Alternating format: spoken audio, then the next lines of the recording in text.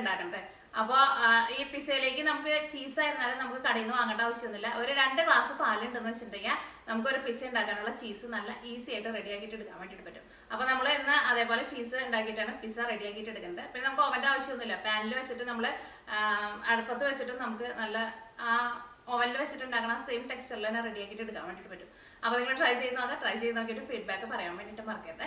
പിന്നെ മിയ കിച്ചണിൽ നമ്മൾ ലാസ്റ്റ് അപ്ലോഡ് ചെയ്തിട്ടുണ്ടായിരുന്നത് നുറുക്കുവാകുമ്പോൾ വെച്ചിട്ടുള്ള കട്ട്ലേറ്റ് ആണ് ചെയ്തിട്ടുണ്ടായിരുന്നത്. നിങ്ങൾ കുറേ പേരൊക്കെ ട്രൈ ചെയ്ത് നോക്കിയിട്ട് നല്ല ടേസ്റ്റ് ഉണ്ടായിരുന്നു. അപ്പോൾ വീഡിയോ കാണാത്തവരുണ്ടെന്ന് വെച്ചിട്ടുണ്ടെങ്കിൽ അതും കൂടിയിട്ട് കാണാൻ വേണ്ടിയിട്ട് മറക്കരുത് കേട്ടോ. പിന്നെ നമ്മുടെ അമ്മമാരുടെ പാചക മത്സരത്തിന്റെ വീഡിയോ ഞാൻ ഓൾറെഡി അപ്ലോഡ് ചെയ്ത് തുടങ്ങിയിട്ടുണ്ട് കേട്ടോ. അപ്പോൾ ഇന്ന് ഞാൻ 5ാമത്തെ എപ്പിസോഡ് ഞാൻ അപ്ലോഡ് ചെയ്തിട്ടുണ്ട്. അപ്പോൾ ആ വീഡിയോ കാണാത്തവരുണ്ടെന്ന് വെച്ചിട്ടുണ്ടെങ്കിൽ ആ വീഡിയോ കൂടിയിട്ട് കണ്ടു നോക്കാം. അമ്മമാരെ പ്രോത്സാഹിപ്പിക്കാനും മറക്കരുത് കേട്ടോ. അപ്പോൾ നമുക്ക് ഒട്ടും സമയങ്ങൾ തന്നെ നമ്മുടെ പിസ നമുക്ക് റെഡിയാക്കിയിട്ട് എടുക്കാം. അപ്പോൾ ഇനി നമ്മൾ ഫസ്റ്റ് പിസ റെഡിയാക്കാൻ വേണ്ടിയിട്ട് അതിലേക്കുള്ള ചീസാണ് റെഡിയാക്കാൻ വേണ്ടിയിട്ട് പോകുന്നത്. അപ്പോൾ ഞാനിവിടെ 250 ml കപ്പിൽ 2 കപ്പ് പാലിന് എടുത്തേക്കുന്നത്. 1/2 ലിറ്റർ പാല്. ഈ പാലൊന്ന് ചൂടാക്കുക. പാല് ചൂടാക്കുമ്പോൾ പ്രത്യേകം ശ്രദ്ധിക്കുക, ഒരു ഇളം ചൂട് മാത്രം മതി കേട്ടോ. കാരണം കൂടുതൽ ചൂടിൽ നമ്മളിത് റെഡിയാക്കിയിട്ട് എടുത്തിട്ടുണ്ടെന്ന് വെച്ചിട്ടുണ്ടെങ്കിൽ ചീസായിട്ട് കിട്ടും. പക്ഷേ നമുക്കത് ഇങ്ങനെ വലിയണ അങ്ങനെ സ്റ്റിക്കി പോലെ വരില്ലേ, ആ ടെക്സ്ചറിലേക്ക് നമുക്ക് കിട്ടില്ല. അപ്പോൾ പ്രത്യേകം ശ്രദ്ധിക്കുക, നമ്മൾ കൈ ഇങ്ങനെ തൊട്ട് നോക്കുമ്പോൾ ഒരു ഇളം ചൂട് മാത്രം മതി. എന്താ നോക്കിയേ, ഇപ്പം നമ്മുടെ പാല് ഒരു ഇളം ചൂടായിട്ടുണ്ട്. നമ്മളിങ്ങനെ കൈയിട്ട് നോക്കുമ്പോൾ ഒരു ചെറിയൊരു ചൂട്, നമ്മളിപ്പോൾ ചെറിയ കുട്ടികൾക്കൊക്കെ പാല് കൊടുക്കില്ലേ, ചൂട് ആറ്റിയിട്ട് ഒരു ഇളം ചൂടിൽ കൊടുക്കില്ല, അത്രയ്ക്ക് ചൂട് മാത്രമേ ആവശ്യമുള്ളൂ കേട്ടോ. ഇനി നമ്മൾ തീ ഓഫ് ചെയ്യാണ്. ഇനി നമുക്ക് ഈ പാല് നമുക്കൊന്ന് പിരിച്ചിട്ട് എടുക്കണം. അപ്പോൾ അതിന് വേണ്ടിയിട്ട് ഒന്നല്ലെങ്കിൽ നമുക്ക് വിനീഗർ ചേർക്കുക, അല്ലെങ്കിൽ നാരങ്ങനീര് ചേർക്കുക. അപ്പോൾ ഞാൻ നാരങ്ങനീരാണ് ചേർക്കുന്നത്. അപ്പോൾ നമുക്ക് ഈ ചീസ് നമുക്ക് ഇതേപോലെ റെഡിയാക്കിയിട്ട് പിസയിൽ മാത്രമല്ല കേട്ടോ, ഇത് നമുക്ക് എടുത്ത് വെച്ചിട്ടുണ്ടെങ്കിൽ നമുക്കിത് സാൻഡ്വിച്ചൊക്കെ ഉണ്ടാക്കുമ്പോൾ അങ്ങനെ കഴിക്കുക, അല്ലെങ്കിൽ ഇപ്പോൾ വെറുതെ കഴിക്കുക. കുട്ടികൾക്കൊക്കെ ഇങ്ങനെ ചീസ് ഉണ്ടാക്കി പാലൊക്കെ എപ്പോഴും കൊടുക്കുമ്പോൾ ചിലപ്പോൾ കുട്ടികൾക്ക് ഇഷ്ടമുണ്ടാവില്ലല്ലോ. ചീസൊക്കെ ആക്കിയിട്ട് കൊടുത്താലും കുഴപ്പമില്ല. അപ്പോൾ ഞാൻ ഇതിലേക്ക് നാരങ്ങനീരായിട്ടാണ് ചേർക്കുന്നത്. അപ്പോൾ ഈ നാരങ്ങനീര് ചേർക്കണതിന് കറക്റ്റ് ഇത്രയ്ക്ക് അളവുന്നില്ല. കാരണം നമ്മൾ കുറേശ്ശെ നാരങ്ങനീര് ഒഴിച്ച് കൊടുത്തിട്ട് നമ്മളിങ്ങനെ ഇളക്കിക്കൊണ്ടിരിക്കണം. അപ്പോൾ അത് പിരിഞ്ഞ് വരണം. അപ്പോൾ പിരിഞ്ഞ് വന്നു കഴിയുമ്പോൾ പിന്നെ നമ്മൾ നാരങ്ങനീര് ഒഴിക്കൽ നിർത്തുക. കാരണം ഒറ്റയടിക്ക് നാരങ്ങനീര് ഒഴിക്കാൻ വേണ്ട, അത് ഒന്ന് ഇളക്കി ഒരു 5 മിനിറ്റ് എടുക്കും കേട്ടോ, ഈ പാലൊന്ന് പിരിഞ്ഞ് വരാൻ വേണ്ടിയിട്ട്.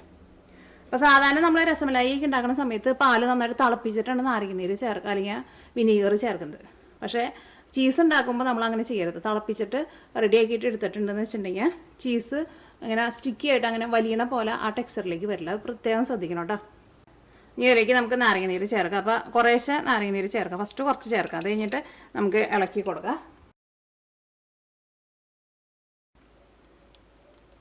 ഇതാ നോക്കിയേ, ഇപ്പോൾ നമ്മുടെ പാല് പിരിഞ്ഞ് വന്നിട്ടുണ്ട്. വെള്ളം അങ്ങോട്ട് സെപ്പറേറ്റ് ആയിട്ട് വന്നിട്ടുണ്ട്. കണ്ട, ഇതേപോലെ ഇങ്ങനെ വരണം. അപ്പോൾ പ്രത്യേകം ശ്രദ്ധിക്കുക, ഇളം ചൂട്, അതിലൊട്ടും ചൂട് കൂടരുത് കേട്ടോ. അപ്പോൾ നമ്മൾ റെഡി ആയി കഴിഞ്ഞിട്ട് ലാസ്റ്റ് നമ്മൾ ചീസ് ചൂടാക്കുമ്പോൾ ചീസ് ഭയങ്കര കട്ടി പോലെ ഇരിക്കും, നമുക്ക് ആ ചീസിൻ്റെ ഒരു ടെക്സ്ചറിലേക്ക് കിട്ടില്ല. ഇനി ഇത് നമുക്ക് അരിച്ചിട്ട് ഇതിൽ നിന്ന് വെള്ളം മാറ്റിക്കളയാം. വലിയ ഓട്ടയുള്ള അരിപ്പയിൽ ഇടരുത് കേട്ടോ, ഇതിപ്പോൾ ചെറിയ ചെറിയ ഓട്ടയാണ്. നന്നായിട്ട് പ്രസ് ചെയ്തിട്ട് വെള്ളം കളയണം. നമുക്ക് ഒരു ചെറിയ പിസ ഉണ്ടാക്കാനുള്ള ചീസ് ഉണ്ടാവും. അപ്പോൾ നമുക്ക് കൂടുതൽ ചീസ് പിസയിലേക്ക് വേണമെന്ന് വെച്ചിട്ടുണ്ടെങ്കിൽ നമുക്ക് അതനുസരിച്ചിട്ട് ചീസ് കൂടുതൽ ഉണ്ടാക്കാം. നന്നായിട്ട് ചീസ് വേണമെന്ന് വെച്ചിട്ടുണ്ടെങ്കിൽ നമുക്കൊരു 3 കപ്പ് അല്ലെങ്കിൽ ഒരു 4 കപ്പ് പാലെടുത്തിട്ട് ഇതേപോലെ ചീസ് റെഡിയാക്കാം. നോക്കിയേ, ഇതിൽ നിന്ന് വെള്ളം നമ്മൾ നന്നായിട്ട് പിഴിഞ്ഞളഞ്ഞിട്ടുണ്ട്. ഇത് നമുക്ക് ഇളം ചൂട് വെള്ളത്തിലിട്ടിട്ട് ഇത് ഒന്നും കൂടി ഒന്ന് മുക്കി പിഴിഞ്ഞിട്ട് എടുക്കണം. ഈ നോക്കിയേ, ഞാനിവിടെ സെപ്പറേറ്റ് വേറെ ഒരു പാനിൽ കുറച്ച് വെള്ളം ചൂടാക്കാൻ വേണ്ടിയിട്ട് വെച്ചിട്ടുണ്ട്. ഇതിലേക്ക് നമുക്ക് ഉപ്പ് ചേർക്കാം. കാരണം നമ്മുടെ ചീസിന് ഉപ്പ് വേണമല്ലോ, അപ്പോൾ അതനുസരിച്ചിട്ട് ഉപ്പ് ചേർക്കാം. വെള്ളത്തിൽ ഒരു പൊടിക്ക് കൂടുതൽ ഉപ്പ് ചേർക്കാം. ആ ചൂടുവെള്ളം ഞാനിവിടെ കുറച്ച് വലിയൊരു പാത്രത്തിലേക്ക് പകർത്താണ്. ഇത് നോക്കിയതേ, നമ്മുടെ ചീസ് നമുക്ക് ഇത്രയ്ക്ക് ചീസായിട്ടാണ് കിട്ടുന്നത്. 2 കപ്പ് പാലെടുത്തിട്ടുണ്ടെങ്കിൽ നമുക്ക് ഇത്രയ്ക്ക് ചീസാണ് കിട്ടുന്നത്. ഇനി ഇത് നമ്മൾ ഈ വെള്ളത്തിലിട്ടിട്ട് നോക്കിയേ, ഇതേപോലെ ഒന്ന് വെള്ളത്തിലിടുക, എന്നിട്ട് നന്നായിട്ട് പിഴിയുക. അങ്ങനെ ഒരു 6-7 പ്രാവശ്യം നമ്മൾ ചെയ്യുക. അപ്പോൾ നമ്മുടെ ചീസ് ഒന്ന് നല്ല ഹാർഡായിട്ട് വരും. അപ്പോൾ നോക്കിയേ, നമ്മുടെ ചീസ് റെഡി ആയിട്ടുണ്ട്. ഇനി ഇത് നമ്മൾ തണുക്കാൻ വേണ്ടിയിട്ട് ഫ്രീസറിൽ വയ്ക്കുക. ഒരു 2 മണിക്കൂർ വെക്കണം. അപ്പോൾ എന്തെങ്കിലും ഒരു ഡബ്ബയിലാക്കിയിട്ട് വയ്ക്കുക, അല്ലെങ്കിൽ എന്തെങ്കിലും വെച്ചിട്ട് നമ്മളൊന്ന് കവർ ചെയ്തിട്ട് വേണം കേട്ടോ വെക്കാൻ വേണ്ടിയിട്ട്, തുറന്നിട്ട് വെക്കേണ്ട. അപ്പോൾ ഈ നമ്മൾ പിസ്സയുടെ ഡോ റെഡിയാക്കാൻ വേണ്ടിയിട്ട് പോവാണ്. അപ്പോൾ ഞാനിവിടെ നമ്മുടെ 250 ml മെഷീൻ കപ്പില്ലേ, ആ കപ്പിൽ 3/4 ഗ്ലാസ് ഇളം ചൂടുള്ള വെള്ളമാണ് എടുത്തേക്കുന്നത്.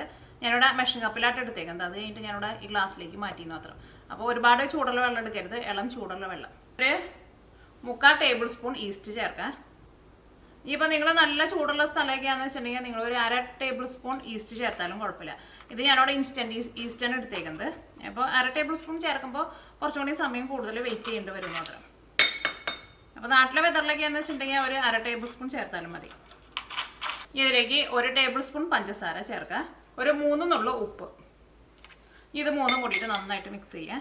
ഇനി നമ്മുടെ മിക്സിങ് റെഡിയാക്കാൻ വേണ്ടിയിട്ട് ഞാനിവിടെ 250 ml കപ്പിൽ 1.5 കപ്പ് മൈദപ്പൊടിയാണ് എടുത്തേക്കുന്നത്.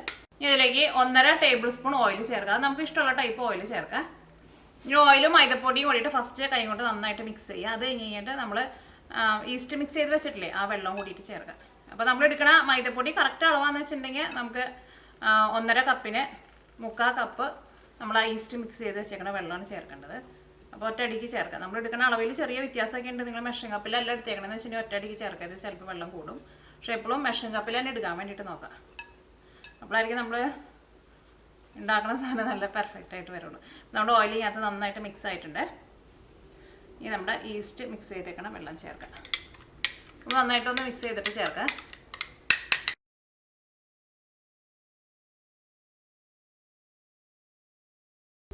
കുഴയ്ക്കുമ്പോഴൊക്കെ ആയിരുന്നാലും നോക്കി നമ്മുടെ കൈമേക്ക് ഒട്ടി പിടിക്കും. അപ്പോൾ നിങ്ങൾ അതനുസരിച്ചൊരു പൊടി ചേർത്ത് കൊടുക്കരുത്, കാരണം ഇതേപോലെയാണ് ഇരിക്കേണ്ടത്.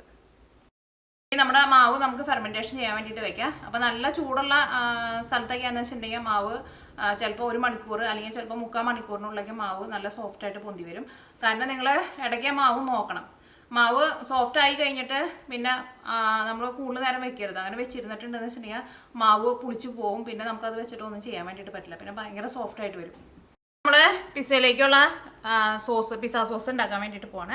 അപ്പോൾ നോക്കിയാൽ ഞാനിവിടെ ഇതേപോലത്തെ ഒരു വലിയ തക്കാളിയാണ് എടുത്തേക്കുന്നത്. അപ്പോൾ നമ്മുടെ നാട്ടിലേക്ക് കിട്ടുന്ന ചെറിയ തക്കാളിക്ക് എന്ന് വെച്ചിട്ടുണ്ടെങ്കിൽ നിങ്ങളൊരു 2 തക്കാളി അല്ലെങ്കിൽ ഒരു 2.5 തക്കാളി എടുക്കുക. അപ്പോൾ നമ്മൾ മിക്സിയിലിട്ടിട്ട് ഒന്ന് അരച്ചിട്ട് പേസ്റ്റ് പോലെയാണ് എടുക്കുന്നത്. അപ്പോൾ ഈ തക്കാളി നമുക്ക് മിക്സിയുടെ ജാറിലേക്ക് ചേർക്കാം. ഇതിലേക്ക് ഞാനിവിടെ നോക്കിയേ ഇതേപോലത്തെ ഒരു ചെറിയ കഷ്ണം സവോള ചേർക്കുന്നുണ്ട്. ഇപ്പോൾ നിങ്ങൾ സവോള കഴിക്കാത്തവരെന്ന് വെച്ചിട്ടുണ്ടെങ്കിൽ സവോള ചേർത്തില്ലെങ്കിൽ കുഴപ്പമില്ല.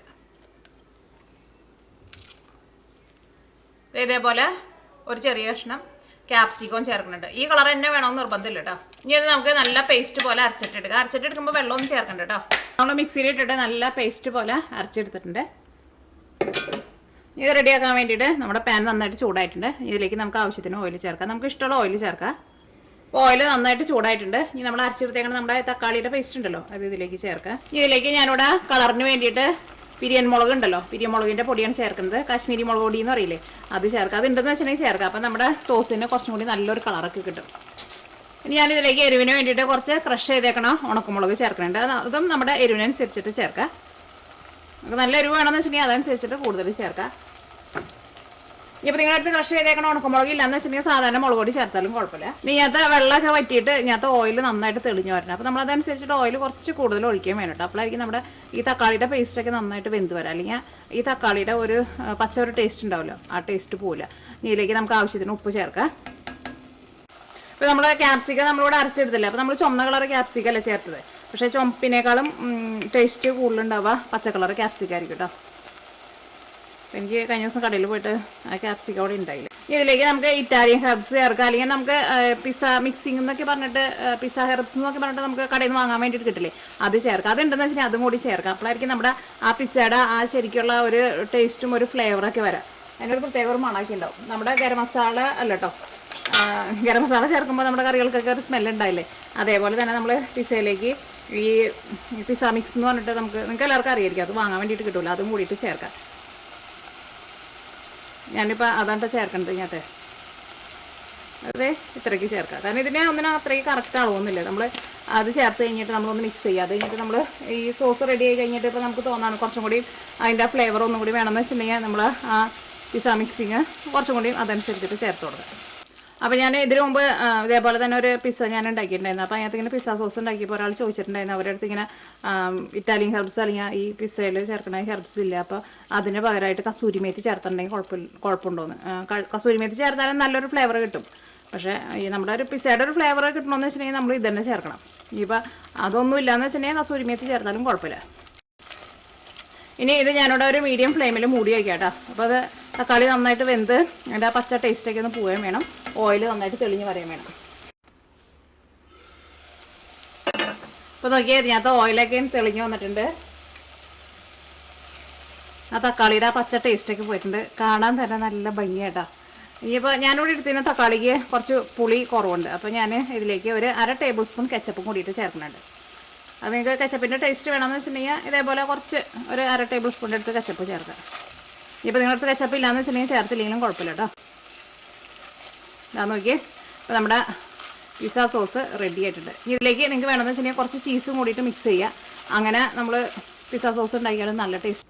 അപ്പോൾ നോക്കിയേ, നമ്മുടെ ചീസ് ഞാനിവിടെ ഫ്രീസറിൽ തണുപ്പിക്കാൻ വേണ്ടിയിട്ട് വെച്ചിട്ടുണ്ടായിരുന്നു, ഒരു 2 മണിക്കൂർ വെച്ചിട്ടുണ്ടായിരുന്നു. അപ്പോൾ നമ്മുടെ ചീസ് നോക്കി നല്ല കട്ടയായിട്ട്, നമ്മൾ ഓൾറെഡി വെച്ചപ്പോൾ തന്നെ നല്ല കട്ടയായിരുന്നു, പക്ഷേ നന്നായിട്ട് തണുത്ത് വന്നിട്ടുണ്ട്. ഒന്ന് തണുപ്പിച്ചിട്ട് വേണം കേട്ടോ എടുക്കാൻ വേണ്ടിയിട്ട്. ഈ ചീസ് നമുക്കൊന്ന് ഷെഡ് ചെയ്ത് നോക്കാം. ചീസ് നമ്മൾ ഷെഡ് ചെയ്തെടുത്തിട്ടുണ്ട്. അപ്പോൾ ചീസ് ഇപ്പോഴും കുറച്ച് സോഫ്റ്റ് ആയിട്ടാണ് ഇരിക്കുന്നത്, പക്ഷേ നമുക്ക് ഇത് പിസ്സയിൽ ചേർക്കാൻ വേണ്ടിയിട്ട് കുഴപ്പമില്ല. പക്ഷെ നമ്മൾ ഒരു ദിവസം വെച്ചിട്ട് പിറ്റേ ദിവസം എടുക്കുമ്പോൾ കുറച്ചും കൂടി നല്ല ഹാർഡായിട്ട് വരും. ഇച്ചിരി ചീസ് എടുത്തിട്ട് നമുക്കൊന്ന് ചീസ് ചൂടാക്കി നോക്കാം, ചീസ് സ്റ്റിക്കി ആയിട്ട് വരുന്നുണ്ടോ എന്ന് നോക്കാം. നമ്മൾ ഉണ്ടാക്കിയേക്കണത് കറക്റ്റായിട്ട് നമ്മൾ ശരിക്കും അത് ചെയ്തിട്ടില്ല എന്ന് വെച്ചിട്ടുണ്ടെങ്കിൽ ചീസ് നമ്മൾ ചൂടായി കഴിഞ്ഞ് കഴിയുമ്പോൾ ഒട്ടും സ്റ്റിക്കി ആയിട്ട് വരില്ല, ഭയങ്കര ഹാർഡായിട്ടിരിക്കും. അപ്പോൾ നമ്മുടെ പാൻ അത്യാവശ്യം നന്നായിട്ട് ചൂടായിട്ടുണ്ട്. അതെ, കുറച്ച് ചീസ് ഇട്ടു.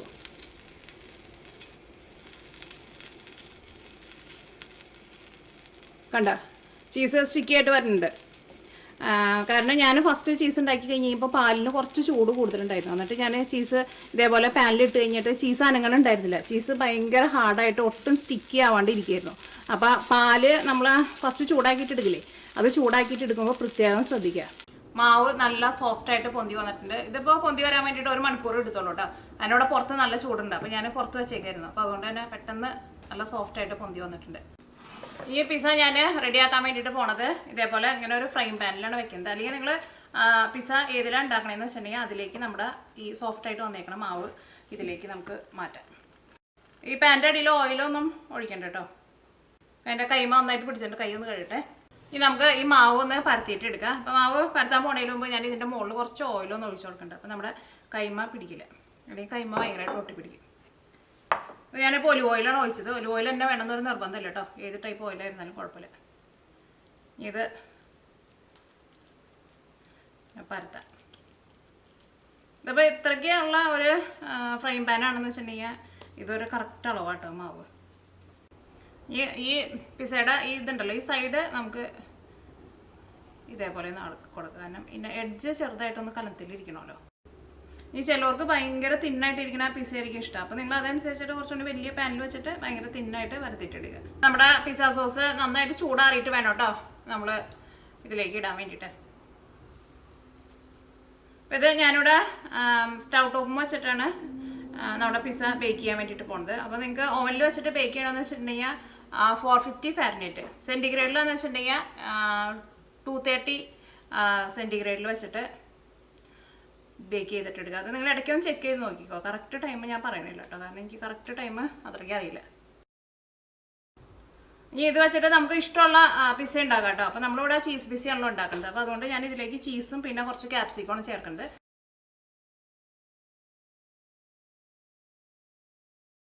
അപ്പോൾ നോക്കിയാൽ ഞാനിവിടെ പിസ്സ അടുപ്പത്ത് വെച്ചിട്ട് ബേക്ക് ചെയ്യാൻ വേണ്ടിയിട്ട് പോണത്.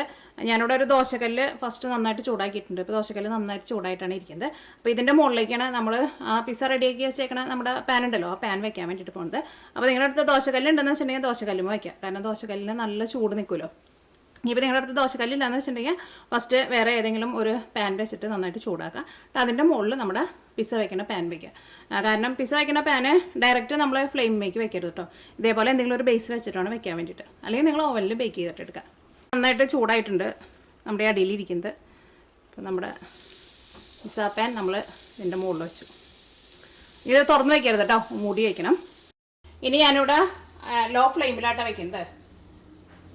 തീ ഒട്ടും കൂട്ടി വയ്ക്കരുത്. തീ ഞാൻ കൂട്ടി വെച്ചിട്ടുണ്ടെങ്കിൽ അടിയിൽ പെട്ടെന്ന് കരിഞ്ഞു പോകും കേട്ടോ. പ്രത്യേകം ശ്രദ്ധിക്കുക, ലോ ഫ്ലെയിമിൽ വയ്ക്കുക. അപ്പോൾ നോക്കിയേ, നമ്മൾ പിസ്സ ബേക്ക് ചെയ്യാൻ വേണ്ടിയിട്ട് വെച്ചിട്ട് ഇപ്പോൾ ഒരു 25 മിനിറ്റ് ആയിട്ടുണ്ട് കേട്ടോ. ഇതാ ചെറുതായിട്ട് മുരിഞ്ഞൊക്കെ തുടങ്ങിയിട്ടുണ്ട്. നമ്മുടെ ചീസൊക്കെ മെൽറ്റായിട്ടുണ്ട് കേട്ടോ. ഒന്നും കൂടി നമ്മുടെ പിസ്സ റെഡി ആവാനുണ്ട്. നോക്കിയേ, നമ്മുടെ പിസ്സ റെഡി ആയിട്ടുണ്ട്. അപ്പോൾ ഞാനിവിടെ പിസ്സ അതേപോലെ റെഡിയാക്കാൻ വേണ്ടിയിട്ട് 45 മിനിറ്റായിട്ട് വെച്ചിട്ടുണ്ടായിരുന്നു. ലോ ഫ്ലെയിമിലാണ് വെച്ചിട്ടുണ്ടായിരുന്നത്. നമ്മുടെ പിസ്സയുടെ അടിയിൽ ആയിരുന്നാലും നോക്കിയേ നല്ല ഗോൾഡൻ കളറിൽ നന്നായിട്ട് മുരിഞ്ഞ് വന്നിട്ടുണ്ട്. പിസ്സ ആയിരുന്നാലും നോക്കിയാൽ നല്ല സോഫ്റ്റ് ആയിട്ടാണ് ഇരിക്കുന്നത്. അപ്പോൾ നിങ്ങൾ ഒരു 35 മിനിറ്റ് കഴിയുമ്പോൾ നിങ്ങളൊന്ന് ചെക്ക് ചെയ്ത് നോക്കണം കേട്ടോ. ഇതിൻ്റെ അടിയിൽ കരിഞ്ഞ് പോരുത് കേട്ടോ. അപ്പോൾ ലോ ഫ്ലെയിമിൽ വെച്ചിട്ടുണ്ടെന്ന് വെച്ചിട്ടുണ്ടെങ്കിൽ ഒരു 45 മിനിറ്റ് എടുക്കും നമ്മുടെ പിസ്സ റെഡി ആയിട്ട് വരാൻ വേണ്ടിയിട്ട്. അത് നോക്കിയേ നമ്മുടെ ചീസായിരുന്നാലും നല്ല സ്റ്റിക്കി ആയിട്ട് വന്നിട്ടുണ്ട് കണ്ടേ. അപ്പോൾ തീ ഓഫ് ചെയ്തിട്ടുണ്ട്. ഇനി പിസ്സ ഞാൻ കട്ട് ചെയ്യാൻ വേണ്ടിയിട്ട് പോവാം കേട്ടോ.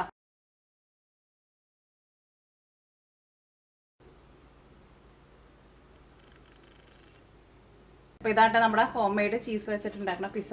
അപ്പോൾ ഇനി പിസ്സ വാങ്ങാൻ വേണ്ടിയിട്ട് കടയിലൊന്നും പോകണ്ട. നല്ല ഈസി ആയിട്ട് നമുക്ക് ചീസ് റെഡി ആക്കിയിട്ട് എടുക്കുക. അതേപോലെ തന്നെ ആ ചീസ് വെച്ചിട്ട് പിസ്സ ഉണ്ടാക്കിയിട്ടുണ്ടെങ്കിൽ നല്ല ഹെൽത്തി ആയിട്ടുള്ള പിസ്സ നമുക്ക് വീട്ടിൽ തന്നെ റെഡി ആക്കിയിട്ട് എടുക്കാൻ വേണ്ടിയിട്ട് പറ്റും.